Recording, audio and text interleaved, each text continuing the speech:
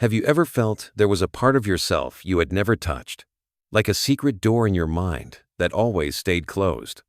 A place that feels both familiar and strange, both captivating and terrifying. That was exactly what a Swiss man in the early 20th century devoted his entire life to exploring. His name was Carl Jung. Jung was born into a family where religion was the air they breathed. His father was a pastor, yet he quietly wrestled with doubts about the very faith he preached. Jung grew up in a strange atmosphere, caught between the strictness of the church and the vast silence of uncertainty. And it was in that space that he learned something powerful, that a person can carry within them two faces, two opposing worlds living side by side. As a child, Jung would often sit alone for hours, scribbling mysterious symbols he couldn't explain.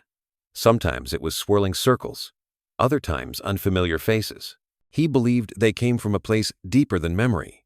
That curiosity stayed with him into adulthood, pushing him first into medicine, then into psychiatry, a field still shrouded in mystery and stigma at the time. As a young doctor, Jung met Sigmund Freud, the man who had shaken the world of psychology with his theory of the unconscious. That meeting felt like destiny. Freud saw Jung as a successor, a brilliant young mind who could carry the flame of psychoanalysis forward.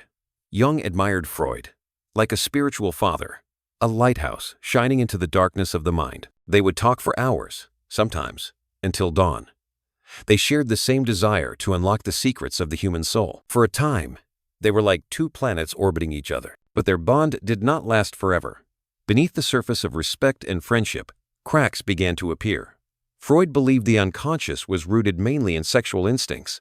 Jung, on the other hand, felt that the unconscious was far more expansive, rich in symbols, and layered beyond desire. To him, the human soul was like a universe, full of stars that had yet to be named. This disagreement was more than academic. It was a painful split between two people once as close as father and son. Jung later wrote that he felt as if he had lost a part of his soul when he walked away from Freud. But from that moment of rupture, he began his own journey, a journey to face his inner darkness and create a new path for psychology. What followed was a deep period of inner crisis. Jung experienced strange dreams, visions of massive floods, fields soaked in blood, and eerie figures rising from the earth. He feared he was losing his mind, but instead of running away, he chose to walk directly into the darkness. He wrote, he painted, he spoke with the figures in his dreams. All of it was captured in a giant red journal that would later be known as the Red Book. In those haunting and vivid pages, Jung discovered something vital. The unconscious was not just a storage room of buried memories. It was like an ancient ocean with currents that flowed through time, connecting all of humanity. He called this the collective unconscious. Imagine this: if your personal unconscious is like a dusty attic filled with forgotten memories, then the collective unconscious is a vast underground city we all inherit from our ancestors. Within it are repeating images found in myths, religions, and dreams across every culture. Jung called these archetypes, but to reach this discovery, he had to endure extreme loneliness. After leaving Freud, many colleagues turned their backs on him, calling him a traitor. During those years, Jung often withdrew from society. He spent hours by Lake Zurich, gazing into the still water. People said he built small stone towers, like a child stacking blocks. To Jung, it was more than a game. It was a ritual, a conversation with the unconscious stirring within him. He once said that each stone he placed was a reminder that we must rebuild our soul from broken pieces. And in that silence, he found the answer.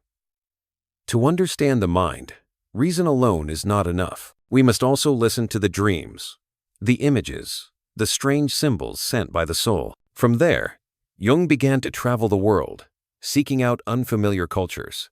He went to Africa and spoke with tribes untouched by Europe. He journeyed to India, where Hindu rituals made him feel, for the first time, under the spell of an entirely foreign culture. Everywhere he went, he saw the same patterns, the same stories and images repeating across civilizations, as if all of humanity was retelling a shared dream. That was when Jung became certain. Deep within our souls, we are not separate. There is an invisible treasure that all of us share, and if we are brave enough to descend into it, we might find the missing pieces of who we truly are. You see, Jung's journey was never just a scientific pursuit. It was a mystical adventure, a man facing the abyss within himself, trading comfort for something far greater. Jung showed us that sometimes, in moments of loss, when we part ways with our mentors, lose our friends, or even doubt our own minds, another door begins to open. A door leading to the part of ourselves we have never truly known. And that was only the beginning. Because to truly understand what it means to be human, Jung would go even deeper, mapping the mind, naming the shadows, and giving us the language to face the darkness within. Imagine your mind as a house. The bright living room where everyone can enter is your consciousness, the space where you know what you're thinking and feeling. But beneath that room, there are dark basements and hidden passages you rarely visit. And deeper still, buried underground, lies an ancient underground city not just yours, but shared by all of humanity. This is how Jung envisioned the mind. A layered map, where we live only on the surface. Consciousness is the most visible layer, the place we inhabit every day. It's the light-filled zone where you know you're hungry, tired, in love, or angry. Here, a figure called the ego acts like a stage actor under the spotlight, receiving all the attention. It decides who you are in your own eyes and in the eyes of others. But Jung warned that the ego is not the whole of you. It's just the surface, a role in the play. You may describe yourself by your job, your personality, your interests, but all of that reflects only the conscious mind, not the full picture. The real self is much larger, holding things the ego doesn't even know exist. Perhaps you've felt it before, sitting quietly, when a childhood memory suddenly flashes through your mind, or a song plays in your head, or a dream leaves you unsettled all day. These are signs that the ego is not in full control. Beyond the light, there is darkness, and from that darkness, forgotten fragments still send signals to the surface. Just beneath consciousness, Jung named another space, the personal unconscious. This is where each person's private experiences live forgotten memories, repressed pain, desires you were never allowed to admit.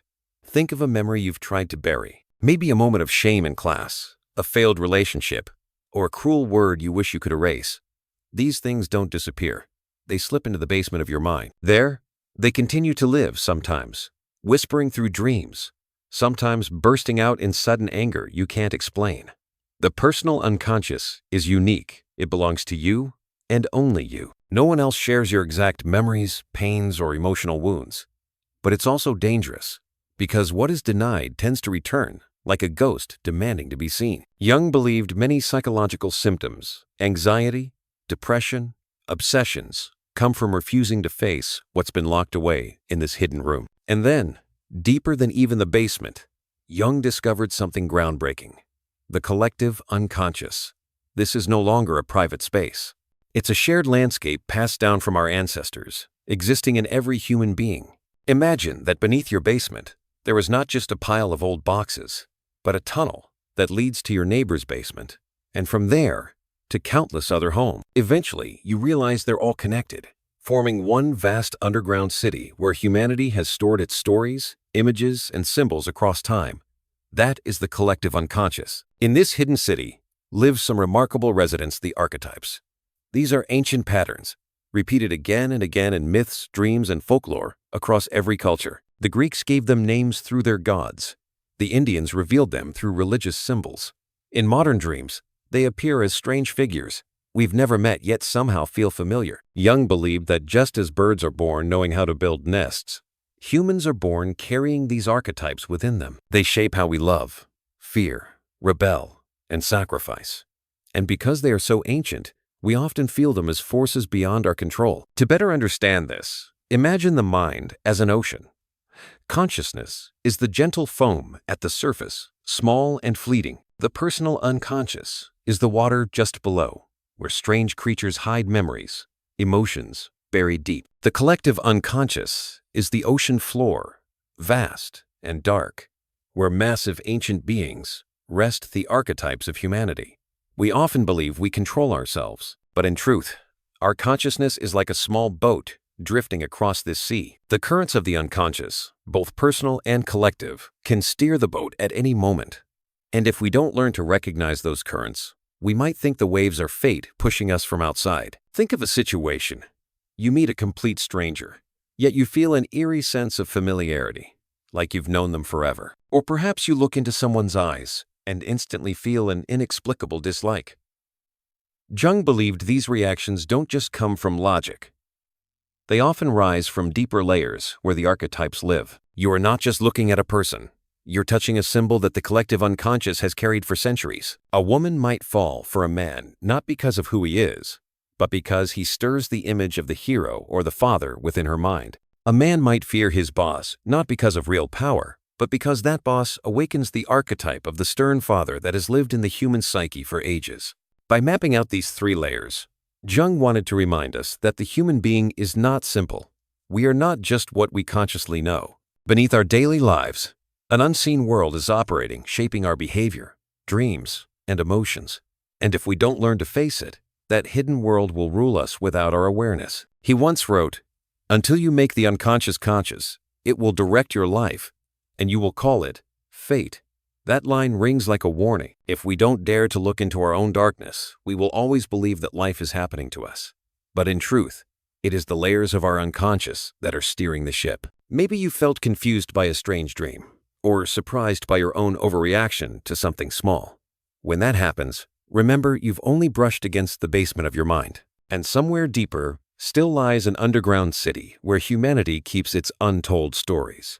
In Jung's journey, exploring this three-layered map was not just theory, it became the foundation for his entire system of archetypes. Because to truly understand the shadows of the unconscious, we first have to know where they live within us. When Jung spoke of the collective unconscious, many were skeptical. How could there possibly be a layer of the mind shared by all of humanity?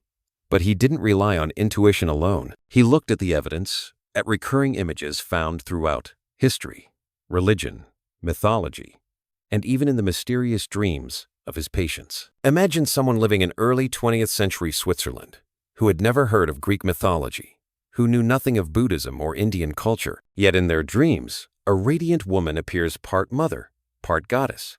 Another person might dream of a cunning trickster, both annoying and somehow essential. These symbols don't belong to just one person. They feel like fragments of a larger, global picture. Jung noticed that his patients' dreams often featured elements that mirrored ancient myths. The Greeks told stories of Zeus, Athena, and Hades. In India, there were tales of Vishnu, Shiva, and Kali. Indigenous African tribes spoke of creator gods and mischievous spirits guiding human fate. And Jung saw a pattern. These stories shared similar structures. Their characters played the same psychological roles. It was as if humanity, despite being separated by oceans and centuries, had all been dreaming the same dream. On his journey of discovery, Jung didn't stay confined to his study. He traveled the world. In Africa, he sought out tribes untouched by European culture. In their rituals, he witnessed ceremonial masks, circular dances, and symbolic drawings. These people didn't call them archetypes, but to Jung, these images were living examples of the very forces he had studied. They weren't just concepts in a book. They existed in every drumbeat, every dance, every wide-eyed gaze in the crowd. In India, his experience ran even deeper. For the first time, Jung felt he had stepped into a truly foreign world, not as a distant observer, but fully immersed. There, religious figures weren't just symbols.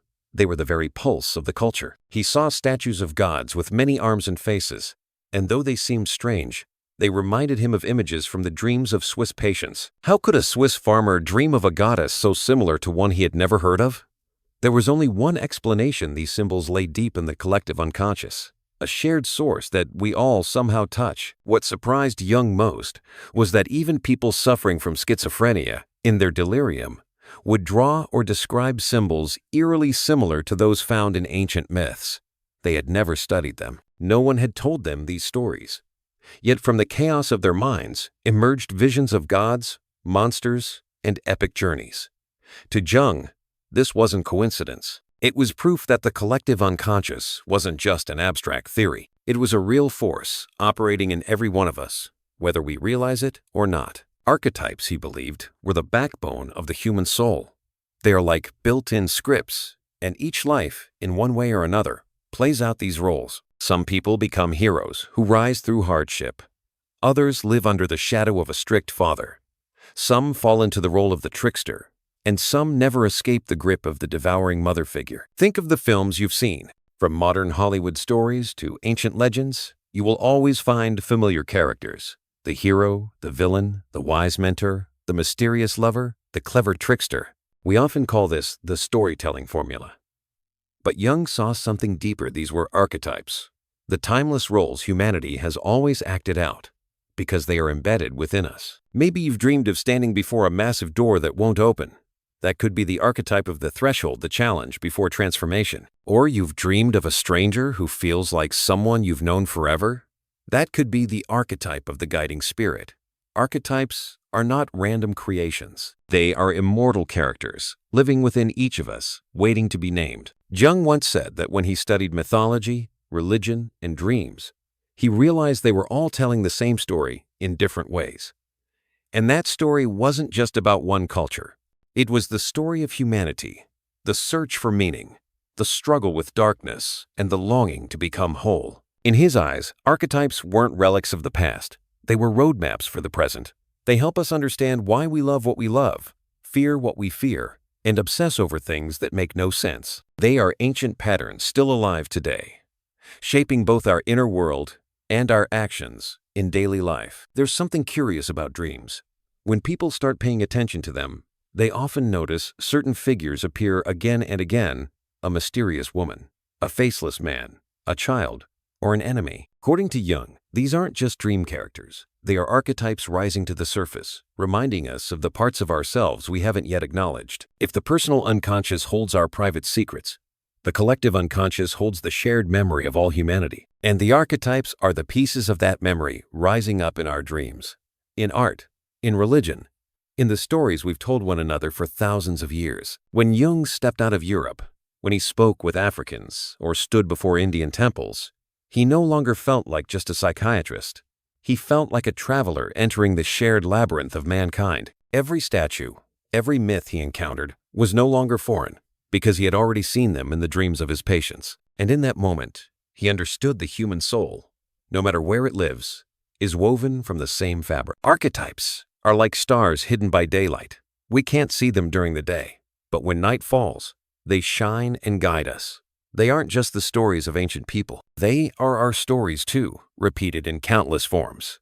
And if we want to truly know ourselves, we can't just look at the present. We must also listen for the echoes rising from the underground city, where the archetypes still whisper through our dreams. In his lifelong exploration of archetypes, Jung always placed one image at the very center: the self, the whole self, greater than all its parts. If the ego is like a small candle, then the self is the vast sky where both light and shadow coexist. The ego is the conscious part of us, the role we play every day. It matters because through it, we know who we are, where we live, what we do. But the ego is only a tiny fragment, a shard of the greater picture. The self is something else entirely. It is the totality of the personality, everything we know and everything we don't, the bright parts and the shadowy ones, the traits we love and the traits we reject. To picture it, imagine holding a mirror. The ego is the reflection you see, clear, familiar, lit by the surface light. But the self is the entire room you're standing in, with its dark corners, its closed doors, its forgotten objects. When you only look in the mirror, you think that's the whole reality. But in truth, it's just a narrow glimpse. Jung believed that the deepest goal of human life is not success, fame, or happiness in the usual sense. The true goal is the journey of becoming oneself, a process he called individuation. Individuation does not mean becoming selfish or separate. It means returning to the self, uniting the fragmented parts of the soul into a complete whole. Think of your mind as a village that has been divided. At the center is the ego square, the place you live each day.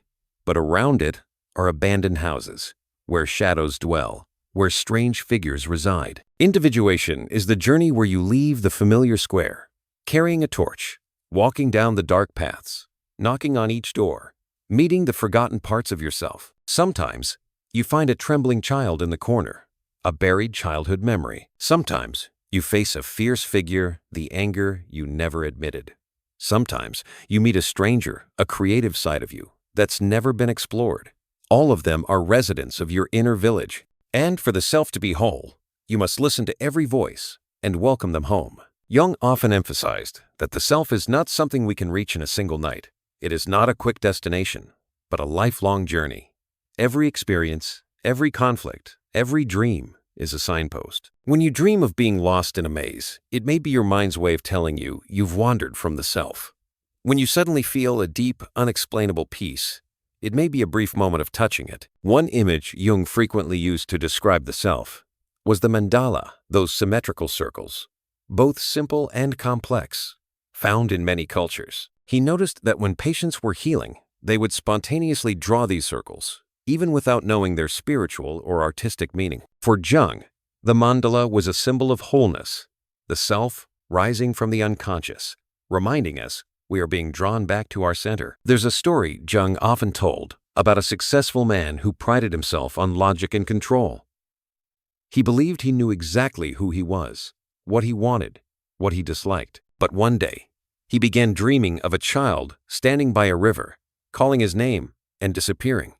At first, he dismissed it, but the dream kept returning, growing more vivid. When he came to Jung, he realized the child was a forgotten part of himself. His innocence, his curiosity, his ability to play, all buried under ambition and responsibility. To become whole, he could not live only as the successful man. He needed to return to the child and bring him home to the village of the soul. Individuation does not mean eliminating the ego. It means putting it in its rightful place, not as the supreme center, but as one part of a larger whole. The ego must learn to dialogue with the unconscious, not control or reject it. Because if it doesn't, the neglected parts will return as crisis, dreams, or even mental illness. Think of the self as a mountain. The ego is the small house at the foot of the mountain, where you're used to living. But the mountain has winding paths, lofty peaks, and dark caves. The journey of individuation is the climb step by step, facing both light and shadow, until you can finally see the full landscape and realize that it all belongs to you. Jung admitted, this journey is not comfortable.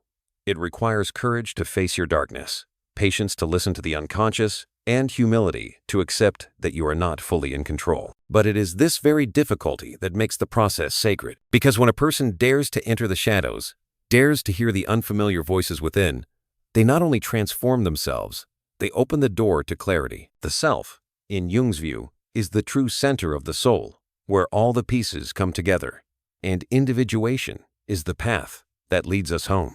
A long and challenging path, but the only journey that can lead to real freedom, freedom from imposed roles, inner division, and the illusion that we are nothing more than the small ego. Maybe you felt it before, in a rare, quiet moment, a sense of stillness spreading through you, as if all the scattered parts of yourself sat down together, not arguing, not struggling. That is the touch of the self. And once you experience it, you understand why Jung believed that the entire purpose of human life, in the end, is the journey of becoming who you truly are. In everyday life, we can't always reveal our true selves. At work, we become employees, managers, co-workers. At home, we take on roles like parent, spouse, child. Each role is like a mask we wear to adapt, to be accepted, to survive. Jung called this mask the persona. It's necessary without it. We'd clash with others, be excluded, unable to function in society. But the problem arises when we forget we're wearing the mask and start believing that the mask is our real face. Think of someone who is always cheerful in every interaction, always smiling, always pleasing others. Everyone sees them as positive, friendly, full of energy. But when they're alone, in silence, they feel exhausted, empty, like they're just acting. That's when the persona has taken over their life, hiding the real self behind it. And whenever a part of us is hidden away for too long, it will try to rise up from the dark. That is the shadow, the dark side, within each of us. The shadow is made up of everything we don't want to see or admit about ourselves. It could be selfishness, envy, aggression, but it can also include strengths and dreams that were repressed because we were afraid, or because society told us they weren't acceptable. The shadow isn't just about what's bad. It's everything that's been pushed out of the light. That's why it often shows up as sudden anger, impulsive actions, or strange dreams that leave us confused. Jung believed that if we don't recognize our shadow, it will find other ways to show itself, one of which is through projection. We deny something within us and unconsciously begin to see it in others. A person who refuses to see their own greed may see greedy people everywhere. Someone who can't admit their own anger might constantly say that others are angry at them. When we hate someone intensely for no clear reason, it may be because they reflect a part of our shadow that we refuse to acknowledge. This helps explain why many relationships become so complicated. We're often drawn to or repelled by others, not just because of who they are, but because they awaken something in our shadow. Some couples love each other passionately, then come to hate each other with equal force, because each sees in the other what they've been hiding from in themselves. To become whole, we cannot keep running from the shadow. Jung believed that one of the key steps in individuation is to dare to face the darkness, to name it, to admit it exists. But this is not easy work.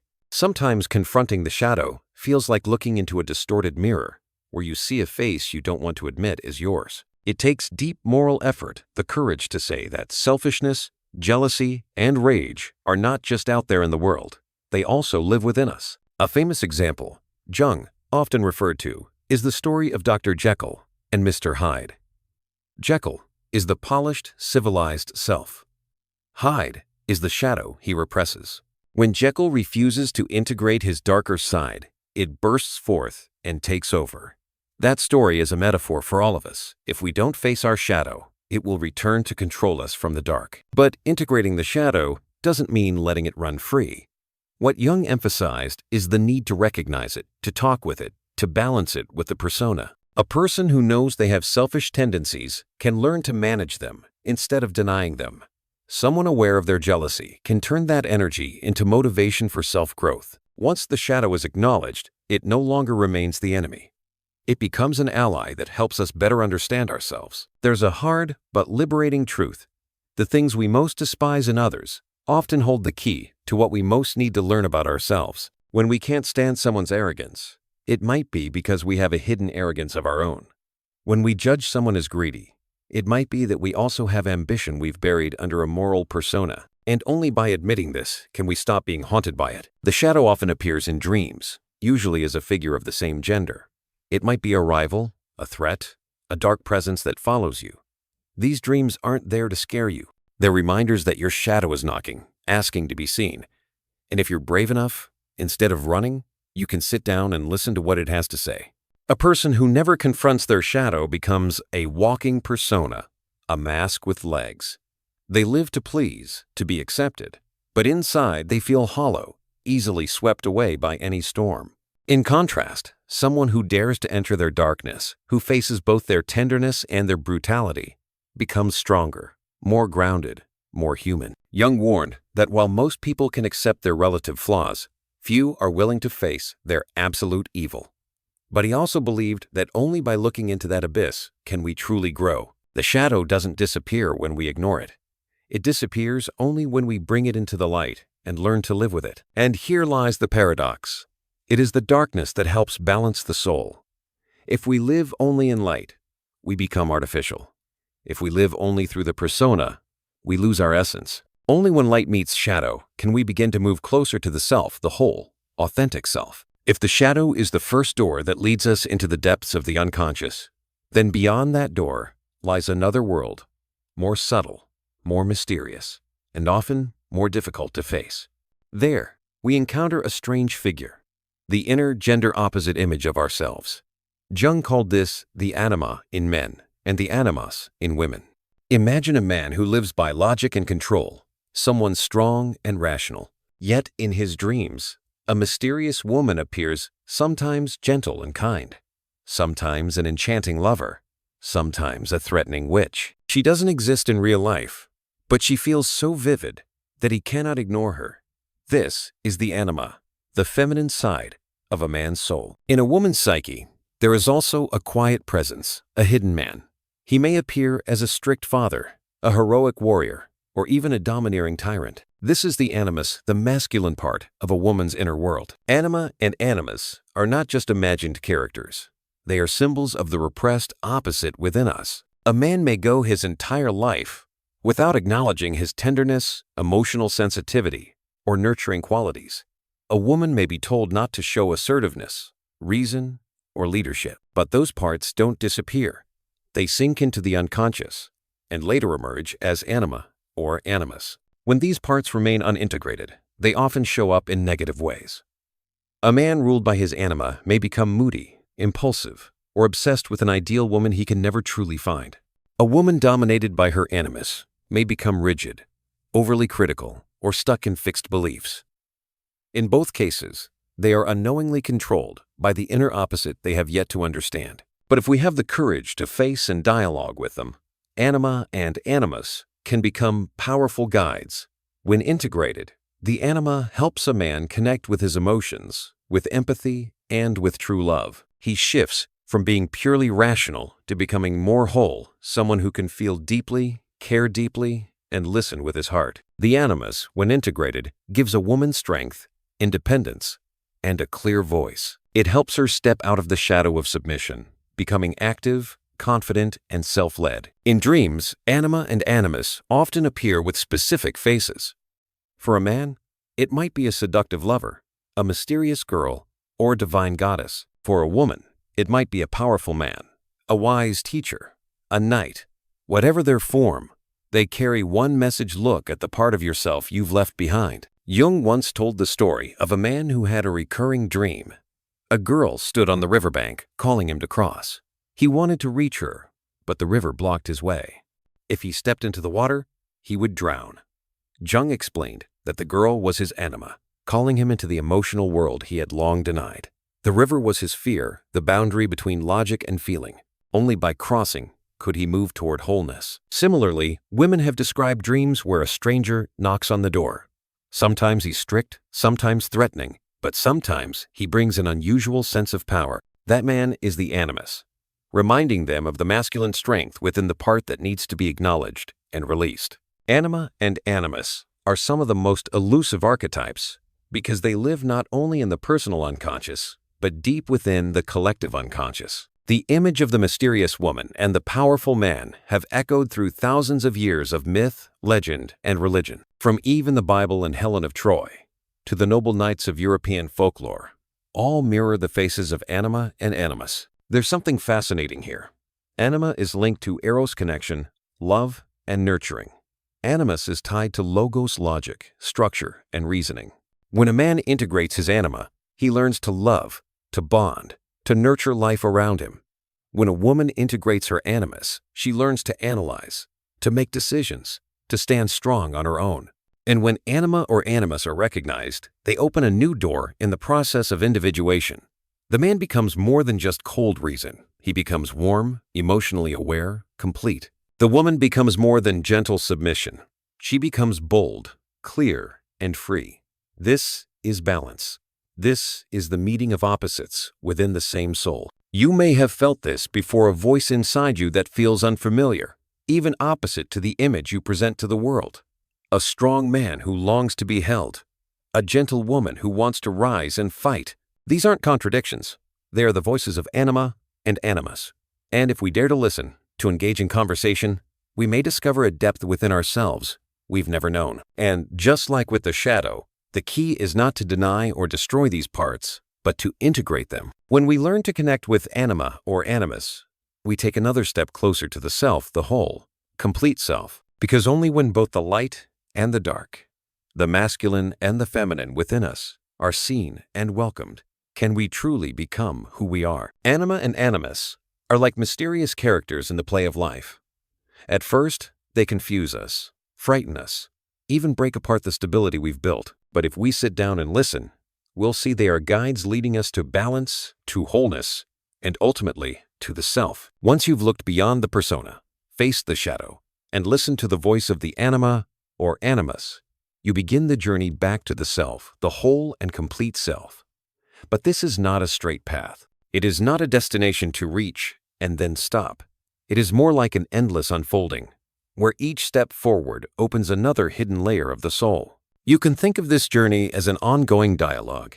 Each day, you meet yourself in new situations.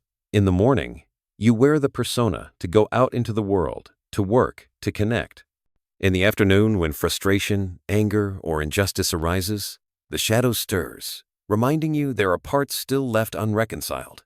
At night, in dreams, the Anima or Animus whispers truths you have yet to face. And in the quiet rhythm of all these moments, the self sits at the center, watching, waiting for the day you are ready to call its name. The challenge is that most people would rather run than face themselves. We want to believe the persona is enough, that as long as we keep performing, we'll be okay. We want to believe the darkness belongs only to others. We want to dismiss our strange dreams as nonsense. But Jung warned that the more we run, the more we are controlled. What remains unconscious will rule our lives from the shadows. The journey toward wholeness begins when we slow down and listen. When we ask, why do I hate that person so much? Why does this small thing scare me? Why do I keep making the same mistakes in love, in work, in life? If we're honest, those questions lead us into a labyrinth. But the labyrinth isn't meant to trap us. It's meant to shape us. Because only by walking through it can we reach the center where the self awaits. There is a truth Jung often emphasized. We do not become whole by becoming perfect, but by becoming complete. To be complete means to accept both light and shadow, both reason and feeling, both the masculine and the feminine. We don't need to eliminate any part of ourselves. We must learn to integrate them, because it is the tension between opposites that makes us human. Imagine a great tree. Its trunk rises tall into the sky, but its roots dig deep into the darkness. If we only look at the trunk, we may think the tree grows only toward the light, but its strength comes from the roots hidden in the soil. We are the same. The more we face our darkness, the stronger we grow in the light. When root and branch move as one, we become truly ourselves. Jung called this process individuation. It is not selfishness, nor separation from others. In fact, when a person becomes whole, they don't just live for themselves, they bring clarity to the world around them. Someone who has faced their shadow judges less, because they understand that darkness lives in everyone. Someone who has met their anima or animus has greater empathy, because they've touched the opposite within. And someone who lives close to the self radiates a quiet strength, a presence that inspires others. This path is not easy. At times, it feels like a battle when the shadow resists, when the persona clings, when the anima or animus confuses you. But it is this very struggle that gives the journey its meaning. Because we were not born to live behind masks, nor to be ruled by the dark. We were born to return to our center, to become who we truly are. There are rare moments when you may sense the self. Maybe it's when you stand before a vast landscape and feel small, yet deeply connected to all of life. Maybe it's when you are creating writing, painting, playing music, and time disappears, leaving only flow. Maybe it's in stillness, when suddenly all the fragments of your being sit together in peace, not arguing, not fighting. These moments are fragile, fleeting, but they remind you that the self is real, and it is waiting. And then, when you look back, you'll see that life was never about chasing success or happiness. It was always about finding yourself. Success may fade, happiness may change, but the self, your whole and undivided self, is always there. It is the lighthouse in the storm, the still center in the chaos. There's a quote often shared when people speak of Jung. Until you make the unconscious conscious, it will direct your life, and you will call it fate. That line is a final reminder. You can live your life behind the mask, running, blaming fate, or you can walk into the dark, meet the strange characters in your soul, and become fully yourself. The journey to wholeness does not promise ease, but it offers something more precious: truth. And only truth can set us free. Thank you for staying with me until the very end of this story. If this message touched your heart, please give it a like, subscribe to the channel, and turn on the notification bell so you'll never miss the next journey we take together. Your support means the world to me.